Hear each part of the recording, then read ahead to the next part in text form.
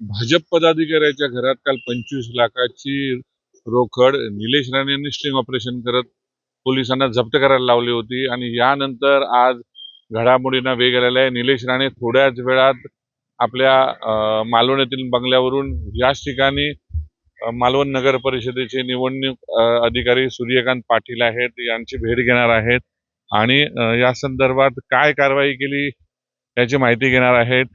सूर्यकांत पाटील यांच्याशी आम्ही त्यांची प्रतिक्रिया जाणून घेण्याचा प्रयत्न केला होता, परंतु त्यांनी विस्तृत स्वरूपात माहिती देण्यास आणि बोलण्यास नकार दिलेला आहे।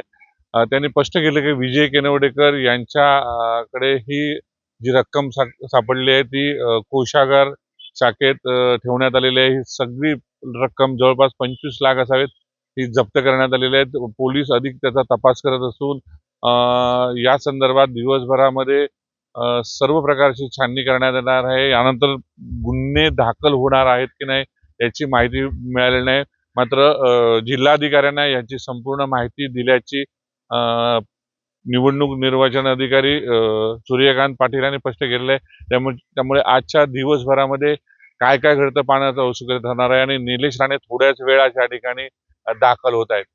भरत केसरकर, न्यूज 18 लोकमत, सिंधुदुर्ग, मालवण।